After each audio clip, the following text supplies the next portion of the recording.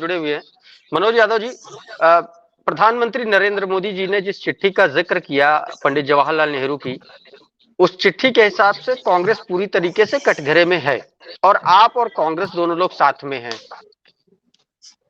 और आपके राष्ट्रीय अध्यक्ष जी ने अभी 2 दिन कल ही परसों में ट्वीट किया, कोट किया है राहुल गांधी की भारत जोड़ो न्याय यात्रा में शामिल होने के लिए कि हम उनके साथ शामिल होंगे और हमारी जो पीडीए की रणनीति है, उम्मीद करते हैं हम लोग उसके साथ आगे बढ़ेंगे।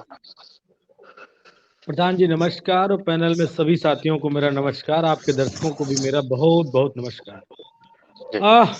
बड़ी अच्छी बात लगी मुझे। अच्छी शब्द से मेरा व्यंग है कि कोई ब्राह्मण बैठ के दूसरे ब्राह्मण के गोत्र पे सवाल उठा रहा है। भारत बदल गया, निश्चित तौर पे भारत बदल गया। लड़ाई कुछ थी और लड़ाई सामने क्या आ गई। एक ब्राह्मण को दूसरे ब्राह्मण का गोत्र नहीं बर्दाश्त हो रहा। यही तो बदलाव किया नरेंद्र मोदी ने।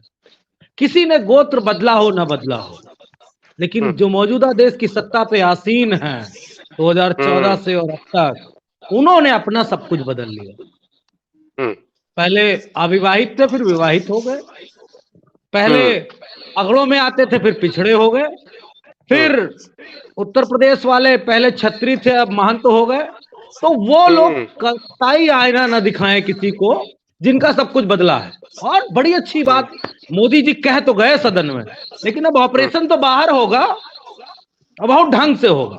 इस देश में अगर सबसे बड़ा कोई आरक्षण का दुश्मन है तो उसका नाम है आरएसएस, राष्ट्रीय स्वयंसेवक संघ।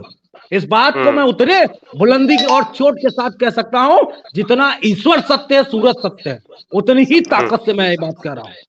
चलो मैं मान लूं कि नेहरू जी विरोधी रहे होंगे, तो जो दलितों को आरक्षण मिला वो कब मिला? कौन सा प्रधानमंत्री था जब दलितों को आरक्षण मिला? उसने कितने रोक लगाए उसमें, और आज तो मिला नहीं था। फिर पिछड़ों को जब आरक्षण मिला तो किसका सहयोग और किसका असहयोग रहा, ये बात बीजेपी के नेता को और देश के प्रधानमंत्री को, जनता को बतानी पड़ेगी। और आप तो स्वघोषित पिछड़े हो। मंडल आयोग की कितनी सिफारिशें पड़ी हैं आपको बताऊं? हो सकता है प्रशांत जी आपके लिए कोई ग्रंथ बड़ा महत्वपूर्ण हो, आपके लिए बड़ा महत्वपूर्ण, लेकिन हमारे लिए, मैं अपनी व्यक्तिगत बात बता रहा हूं कि संविधान के बाद अगर मेरे लिए कोई ग्रंथ है तो वो मंडल आयोग की रिपोर्ट है। में पिछड़ों धार की बात लिखी है। कितने बार उस पन्ने को पलटा है 10 सालों में देश के नकली पिछड़े प्रधानमंत्री ने। ये मेरा प्रधानमंत्री को चैलेंज है, चला देना काट के बाइट। अगर उनकी हिम्मत होगी तो मेरी बात का जवाब दे देंगे।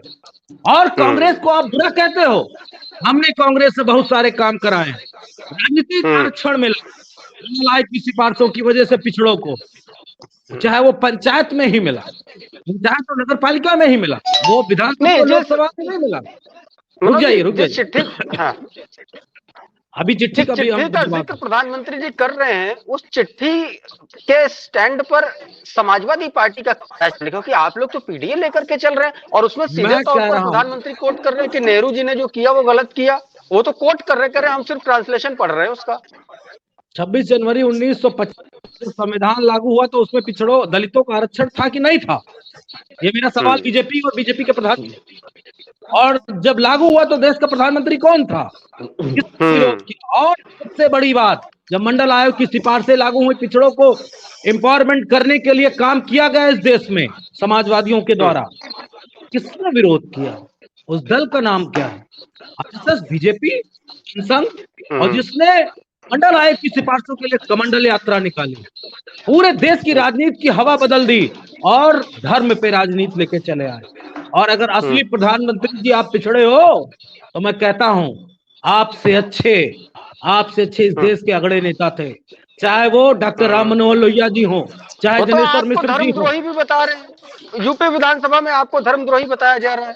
आप लोगों के तमाम सारे विधायकों ने धन्यवाद प्रस्ताव के खिलाफ वोटिंग कर दी राम मंदिर में। देखिए, व्यक्तिगत तौर पे मैं कुछ बातें जरूर कहना चाहूंगा आपके चैनल पे, जो व्यक्तिगत मेरी भावना है, मेरी पार्टी की भावना नहीं है। हाँ। पाप पुण्य में मैं बहुत विश्वास रखता हूँ। अब बीजेपी के जितने नेताओं ने पाप किया है उन्होंने कैसे भोगा है प्रशांत जी, ये मैं टीवी पे कहना नहीं चाहता।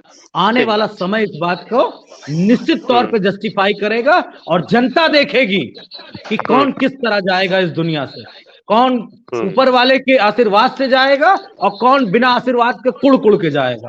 पाप पुण्य सब इसी धरती पे मिलता है।